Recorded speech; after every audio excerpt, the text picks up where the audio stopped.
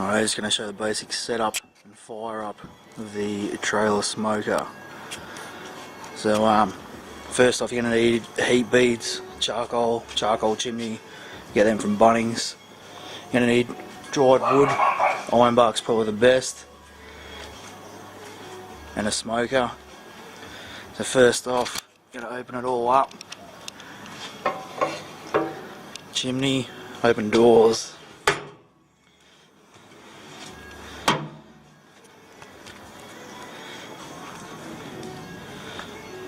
Open your vent the whole way.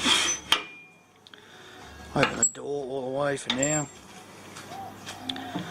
And just crack the bottom door. You only want to crack it a little bit, just like that. Just so you get some air in. Generally while it's fired up, I'll have one side shut and the other side open just to crack like that. Set up some firelighters in there. Leftover coals from the last cook. Firelighters, you want to use a good brand. Like these, the short burn, you can buy these online. The ones you get from Bunnings are bloody rubbish, you don't really want to use them. And these are natural ones too, you don't want the fuel ones, because the fuel ones will leave a pretty bad smell in your smoker. They burn real dark, like black smoke. Make sure you got a drip pan as well. Make sure you open it up so you're going to get all your fats out of there. And that's it for setting up the smoker. All doors open, chimney open, grease trap open. Happy days. Now we fill up the cone there. We put about 3/4 of the heat beads in, then chuck it over into here on the firelighters. Takes about 20 minutes and they'll lash over. Righto, so we got the charcoal chimney almost full. Doesn't matter, like half full, 3/4 full. You're only using this to light your wood off initially. If you try to light it on its own, it's near impossible with newspaper. The wood is dry, but not that dry. This just gives it a good kickstarter to heat up your barbecue without using too much wood initially. Also, when you set it up, you want to wind your jockey wheel up enough so as you're sort of leaning more to the firebox side. For obvious reasons, you just want the grease, when it falls off the meats, to run along the bottom, down to the grease trap and into the bucket. The grease traps do get blocked too, so it's handy to have a skewer or a bit of wire or something floating around just to pull the tray out, give it a bit of a push through with the steel, and then it'll clean it out. So once you get your heat beads and everything, obviously just light up your firelighters. 4 of these Shoreburn ones does a good job for a full chimney, gets it going pretty quick. You can even set a fan or something in here to really crank them up.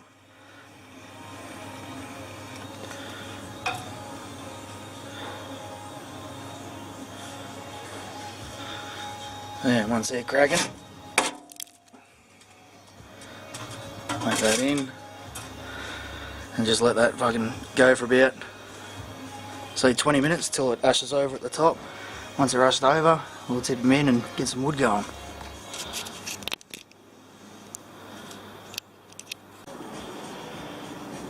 So all the coals are heating up as well and ashing over. If you haven't seasoned the pit already, now's a good time to do it too. So you just get a couple of cans of canola oil in the spray cans, a couple of cans of vegetable oil or olive oil, whatever you want. I like to put a bit of canola oil and olive oil just for the first time. The olive oil just gives it that nice bit of a taste. But when you do that, you just want to oil everything. So you'd pull your racks all the way out, sit them down on the ground wherever you want to put them, top racks, bottom racks. And then you want to just spray liberally absolutely everything, all surfaces inside, all the way around to the top, all your little flanges with angle line there, your lids, the whole lot, and you just get it nice and wet. And once that's all wet with oil, it'll start soaking into the steel. When your fire's going, it'll cook it into the steel a bit, and should be right. You should only ever have to do it once. Every time you do a cook, it'll just get more and more oils from the meats and everything inside the steel as well, and it'll end up looking like this. Just spot on. All you ever do, you never clean these things out. Obviously there's a bit of crap on the top here from the lamb that we've done. So when it does get hot, I'll just get the wire brush out, give it a quick scrub to get all the crap just off the surfaces in here. And that's it. Everything else you want to leave as is. It's all flavour. Alright, you have to excuse the wind noise, but the coals are pretty much ashed over now, so all I'm going to do is tip them out into the firebox, chuck a couple of logs on top, wait till they catch on fire, and start closing it down.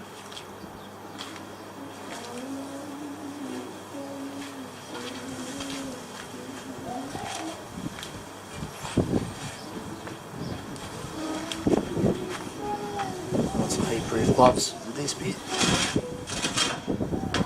Wide it over.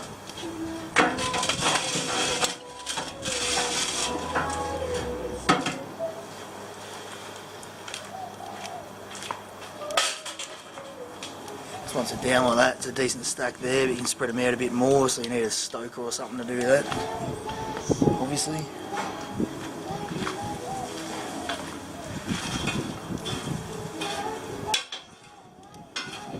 You want to build your fire reasonably close to the chamber end of the firebox, so you just push the coals over as much as you can.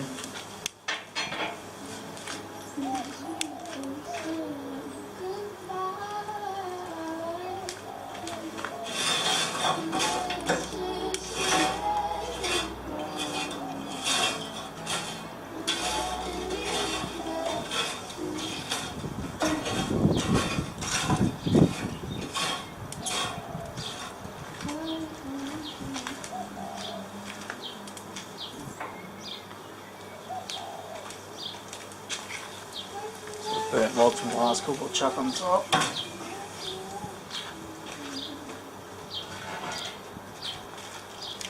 Then you got a half burnt one as well. Something like that, 2 sticks is enough. Obviously if you don't have burnt ones, just fresh ones, and chuck a fresh one on the end here. And that's going to start drying that one out as well. Anytime you replace a log with a fresh log, you put another one in to dry out. Now what you do is keep the door open until you see flames coming up on the logs themselves. Once you see raw flames, you can start closing the lids down. Shouldn't take too long.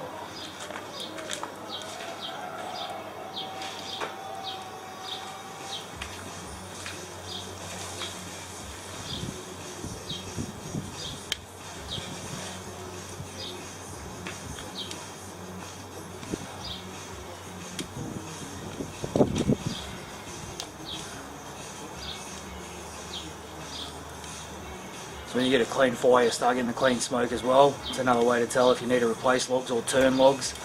Every now and again you'll have to turn logs, and I'll show you soon why and what to look for.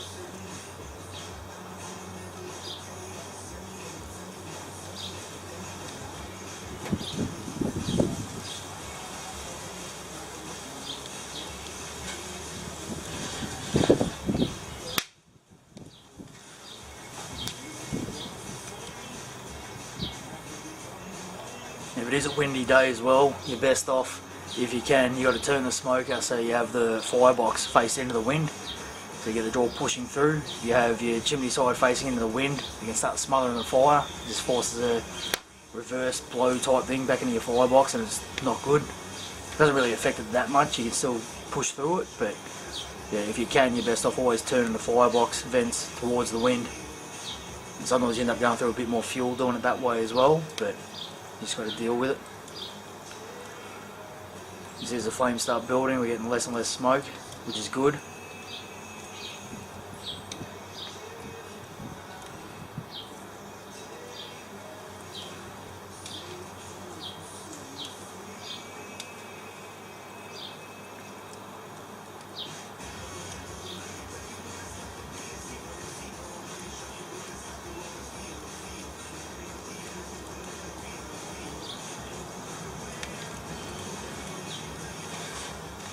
I might build this fire up a little bit quicker. We'll just chuck the third log on the top, just get that burning off as well, get the heat up quick.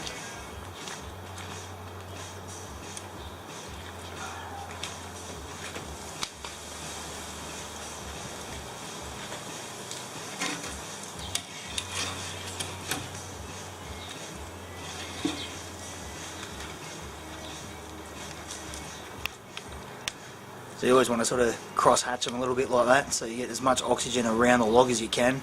Once you start smothering it, you're going to get thick white smoke, which you don't really want. You just want a clean, thin blue smoke.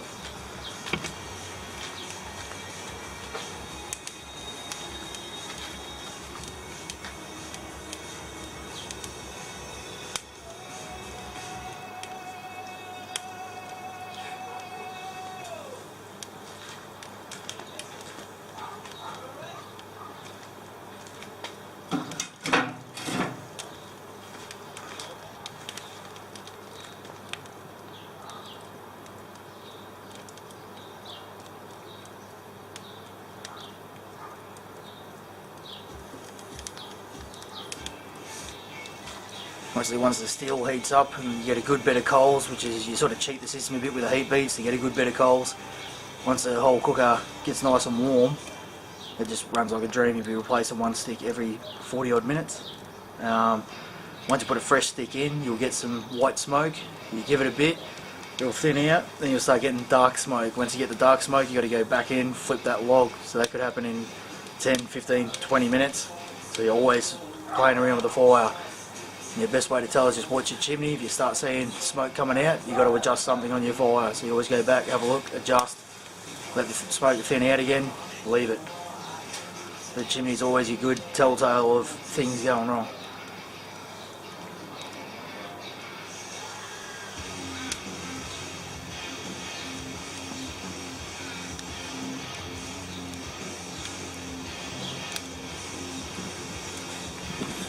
And this wood I'm using is 10% moisture rating as well, so you can see, well, you've got to get it from a good source. If you get wet wood and try to throw that on, you're just going to get dirty smoke. It's going to just smoulder away. It'll make your smoker smell bad, the food tastes bad, it gets all acrid and creosote everywhere. So your wood is definitely something you need to invest a decent amount of money in. Or if you know someone who can dry it out yourself, do it yourself.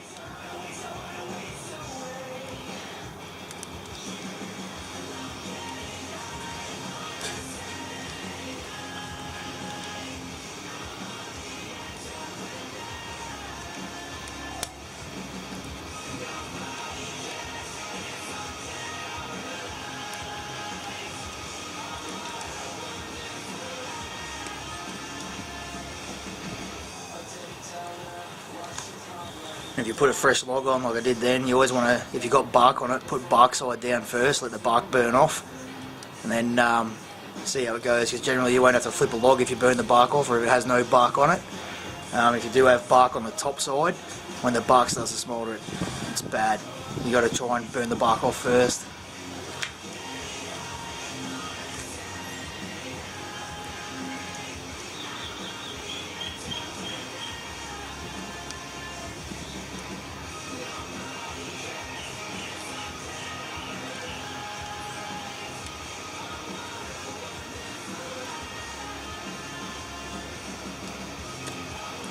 We've got a good fire going now and the smoke's starting to go nice and clean.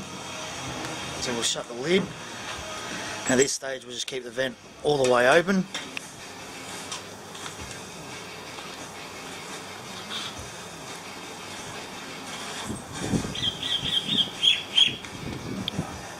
I'll show you now, we've got just a thin sort of blue smoke coming out from the cook chamber itself.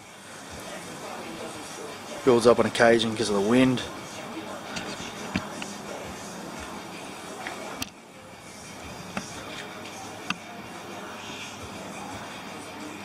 We're ready now to just close down these lids.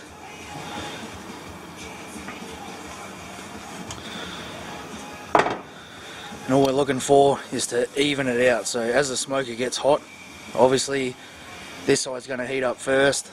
Then the chimney side is going to heat up last because it's a through flow smoker. This side's going to get to around about the 250 mark first.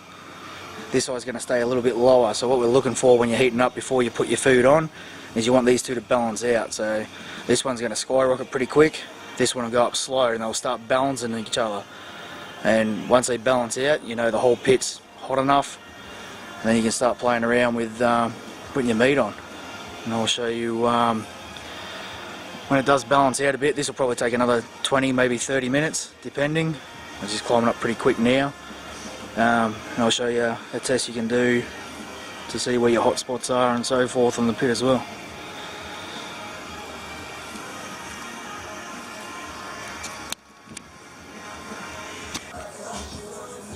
Alright, it's only been about a minute.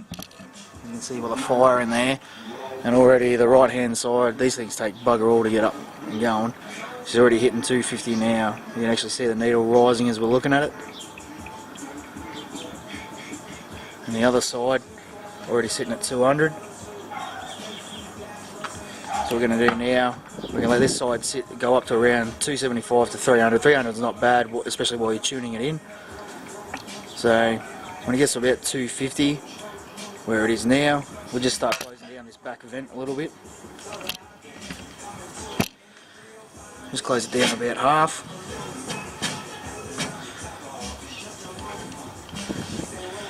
And again, you never touch the chimney. That stays 100% open all the time. And the bottom ash pan just stays that first initial crack that you do. The only thing you adjust with is the fire itself and the rear vent.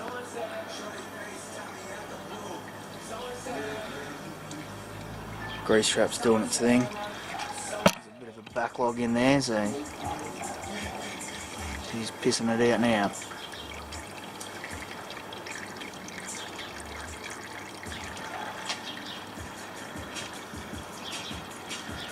It's already creeping up past 250. So as it gets higher, when you get around the 275, 300 mark, just on occasion, come back, just knock down your back vent a little bit. And at the end of the day, when your temperatures start balancing out, your vent's going to be open just a crack like that. Sometimes even just that little half oval shape there, right here, just that'll be open. Breathes really well, this thing. The temp's stabilising around the 250, so.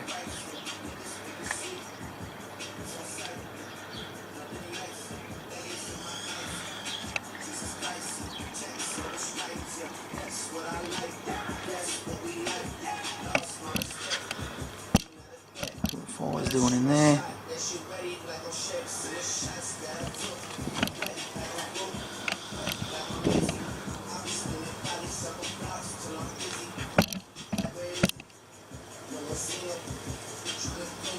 Looks good. You can see, don't know if the camera does it any justice, but you can't see much smoke coming out the top. It's a little bit of white smoke, there's a bit coming out from the doors as well. And obviously as it balances out and everything settles, it'll just turn into a thin blue smoke. It's almost blue now. And this side's stabilising at 250 now, which is good, right on the money. Alright, so let this heat up for a bit. I'll let the left side catch up to the right, and then we'll have a look at it.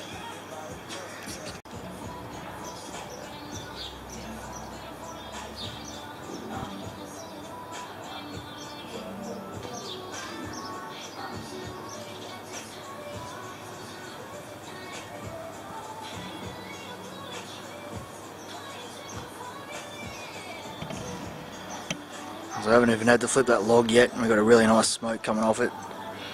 It smells really good. At the moment you can see we're almost within 25 degrees Fahrenheit of each other. So getting close, still really thin smoke coming out the top there, which is exactly what you want. Just to show what the fire's doing. So the vent's still exactly the same as it was, haven't touched it. So right now you see a bit of a smoke coming out here since I opened the door. We can flip the log, but it's really not necessary. So I'm just going to leave it as it is. It's going really well.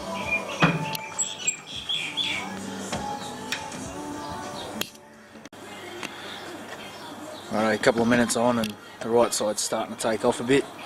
It's creeping up towards the 300 mark. The left side's going up to about the 250 where we want it. So we're going to have to close down the vent a bit. Just means the steel's getting to its temperature that it needs to be at. So we're going to shut it right down. Just a little crack. Just like that.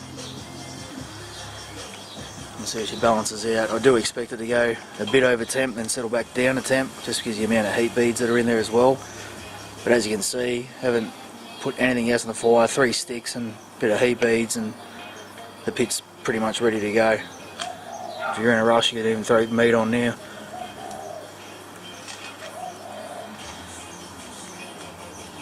So see, all you do now when you close down the vent, you just watch that needle on the right hand side. If it keeps rising, close it down a little bit. If it's falling as it is now, just falling little bits at a time, that's it, that's where you want it. If it's falling too quick, open the vent up a little bit. If it's rising still, close the vent down a bit. You can even go to a point where you can close the vent 100% down, which rarely has to happen, but obviously you've got a lot of oxygen coming out of the bottom here, so even if you shut that 100%, it's not going to put the fire out. You're still going to be breathing. But this side's coming down nicely. Also, closing down the vent is saving your fuel as well, obviously.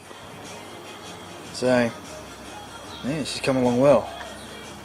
They're starting to balance themselves out already. So she's fallen to 250. This one's still rising to 250.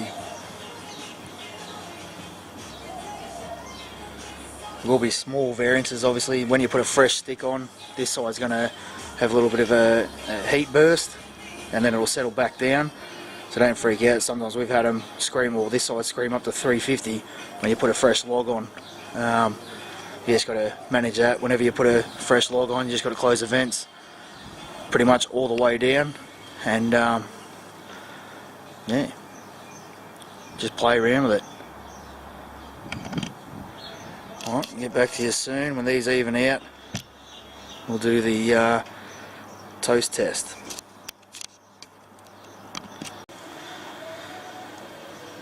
Righto, so the temps have evened out quite a bit. They're within 50 Fahrenheit of each other, which is really good. It will balance out a little bit better than that, but not by much.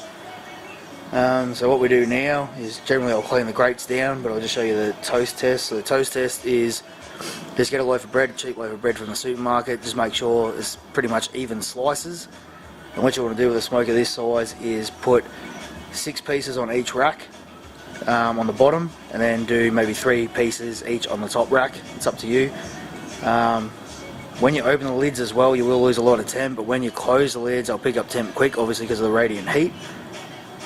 So when you put the bread on, start from the cool end first, work your way down to the hot end just to give it a bit of a chance. And then once it's in there, close the lids down, and every 5 minutes, open the lids, check it. Once you start getting toast, you'll know which bits are your hot bits. Whatever browns up first and you get toast first, that's your hot spots. That's a good way just to check out what's going on. So I'll show you now.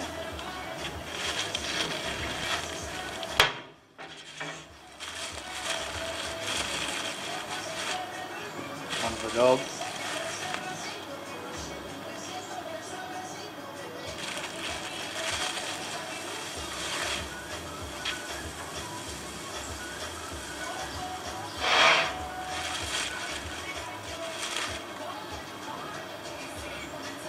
One of them got 9 on the bottom racks actually. I didn't realise how big they were.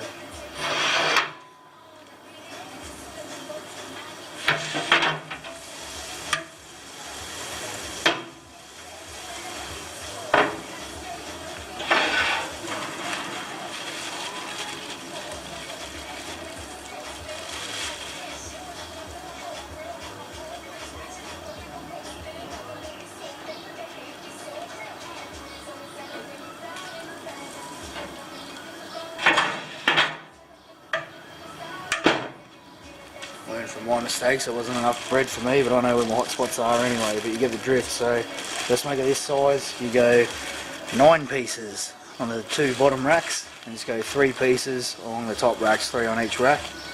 Close it down, wait 5 minutes, open it up, have a look. If you've got toast already, mark it down as a hot spot. That becomes really important later on. If you're doing, say, a cook and it's taking a bit too long, you want to wrap it in foil, put it onto a hot spot to cook it through faster. You just put it straight on your hot spots. Your cool spots are good for doing the real low and slow, obviously. You want to just have it cooling down a bit, or not on as hot of an area, so it catches up to the other bits of meat. You can do so by just adjusting it on hot spots, cool spots, whatnot. Even when it comes to things like chicken wings or any chicken with skin on it, where you want to get a nice bark on it or toughen the skin up, you want to put them on your hot spots. Yeah, you just play around with it, see where your hot spots are, see where your cool spots are, and adjust accordingly. It all depends on what cook you're doing and what you're going for. So we'll give it 5 minutes, we'll have a look and see how this is going. Alright, so opening the vent 1.5 inches, just started making it race, so now we're at 300 on the right, 250 on the left, so it's not going to give a good enough test really, because I didn't let it settle enough. But as I say, if you see the right going up more, or you see any needles going up more than you like, close the vent down a bit. If you see it not doing what you want, you open the vent up a bit. So now it's closed down to about 1/2 inch. As you're starting to settle out, it is close enough, so 250 to 300, that's only 50 Fahrenheit, which is bugger all, so still a reasonable test. But if you're doing this at home, you definitely want to level it out, play with your vents, make sure you can keep your pit sturdy for as long as possible and keep around the same temps, then do your bread test or your toast test. Yeah, it's been a couple of minutes, so we'll see how we're going. So this piece here is toast. This piece here is pretty much toast as well. And these two down here, not so much. So down here is a cool spot, hot spot, or hot spot around the middle here. Reasonably hot over there. But yeah, down here is definitely, this is my hot spot in a pretty much an oval shape down there. A lot of the time you can even see discoloration in the grill grates. Over this side, still soft, but getting a toast up here, so this is by far the hot spot at the top here, whereas down here, still very soft.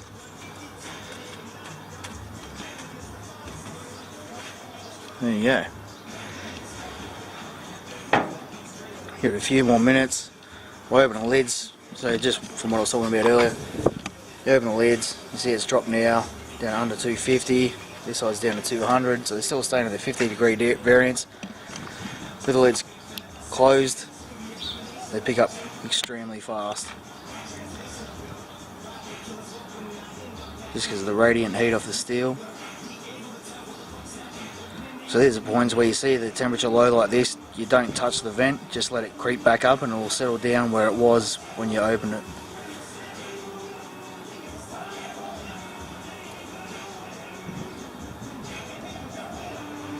It's going to be at 20 degrees in 16 seconds. It'll slowly creep itself back up towards 300, but hopefully not at 300 because it closed the vent down. And this one's just mimicking the whole way. The variance in temperatures isn't a bad thing. You definitely kind of want that, but these things, or a smoker setup like this, holds temps evenly across the board really well, which is very surprising, being a through flow, not a reverse flow. They're unreal.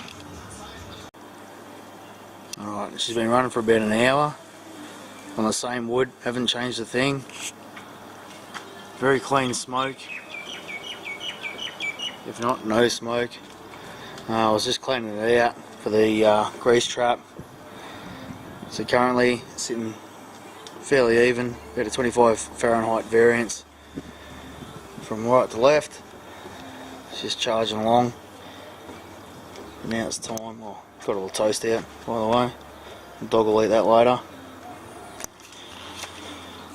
And we'll chuck on a fresh log. So you want to chuck a heat-proof glove on for this. Let's put the camera down for a sec.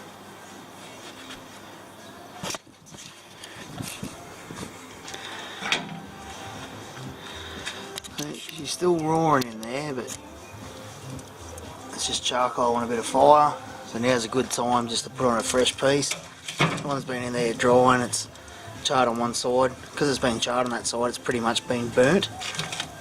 So chuck the fresh side on, leave the door open. Wait till you see the raw flames coming off it, which as you can see happens extremely fast. So now that I put that one on, I'll generally put another one on, but this is going to be the last one for the night. You look how quick that catches on.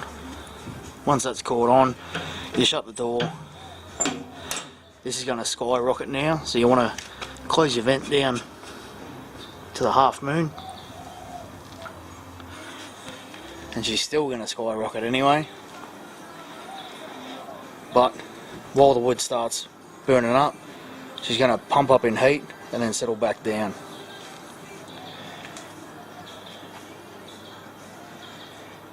So we're sitting on a good temp now, and you're not phased. If you get her up to around 275, 300, it's good. When you start getting to 325, 350, depending on what you're cooking, this is. Yeah, between 300, 350, you just got to ride it out pretty much, or move a bit of coals out the way, move your fire back away from the front of the firebox to the rear of the firebox. There's a couple of things you can do, but generally you're safe. Like, that's pretty dry wood. You chuck that on, let it burn. Like, it's not even jumping up now, it's actually going down a little bit, which is really good. If you put one piece on at a time, you'll be laughing. So from here on in, one piece. If it starts dipping too much, chuck another piece on, and that's it. As you can see, this one's done really well because it's been sitting in there pretty much kilming. We're getting a little bit of white smoke now, which I don't think you can see in the camera. Just the fresh wood going on creates a little bit of white smoke. The quicker it gets to blue smoke, the better. So this is going to turn to blue smoke real quick. And that's it. So you just have a look at the fire. When you start, needle starts dropping under 250. It's sitting on 250 nicely now, down to the half moon. If it starts dropping below, crack the vent a little bit, let it come back up, and by a little bit I mean a couple of mil at a time. And that's it. Just adjust that rear vent, and easy sauce. These things are very, for the size of them, they're very self-manageable. You can get some small offsets where you're constantly working with the things to adjust vents and everything else, and they still struggle to maintain temps. These things, 250, very, like, just say 250. Yeah. All it is fire management, keeping an eye on your smoke. The dog wants to toast. Yep, he's onto it.